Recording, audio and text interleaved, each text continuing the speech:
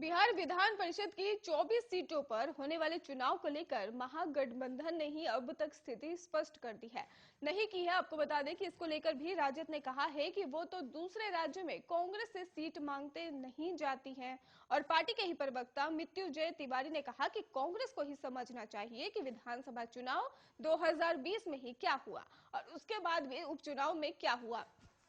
विधान परिषद चुनाव को लेकर ही राजद के ही बयान के बाद अब कांग्रेस को लालू प्रसाद का सहारा रह गया है। और कांग्रेस विधायक दल के ही नेता अजीत शर्मा ने कहा कि हम महागठबंधन में ही सीटों के बंटवारे के लिए जल्द ही दिल्ली जाएंगे और वहां कांग्रेस आलाकमान सहित राजद नेता लालू प्रसाद से ही मुलाकात करेंगे और लालू के साथ ही बैठकर यह तय किया जाएगा कि 24 में से कितनी सीटों पर राजद, कांग्रेस और लेफ्ट पार्टियां चुनाव लड़ेंगी।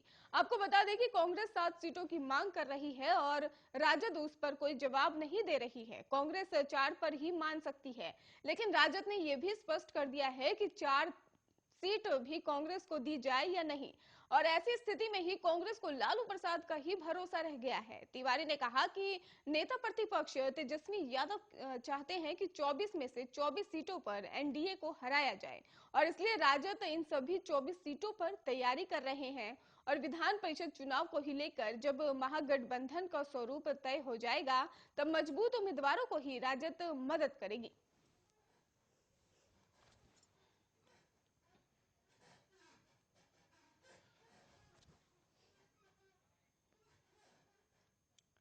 बिहार के बेगूसराय में ही मंगलवार को मुर्गों को लेकर जा रही एक पिकअप अनियंत्रित होकर राष्ट्रीय राजमार्ग 38 पर पलट गई और घटना के बाद ही वहां मौजूद लोगों में ही मुर्गे को लूटने की होड़ सी मच गई।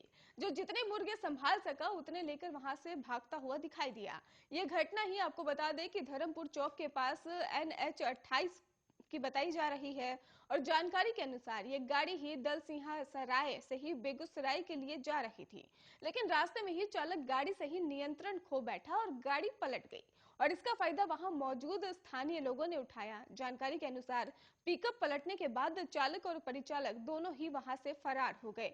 लोगों ने जब दोनों को भागते देखा तो वो मुर्गे लूटने लग गए और कुछ लोग तो गाड़ी के ऊपर भी चढ़ गए और मुर्गे निकाल कर वहां से साथियों को लेकर ही वहां से फरार होने लगे और काफी सारे वहां मुर्गे लूटने की कोशिश लगातार जारी रही।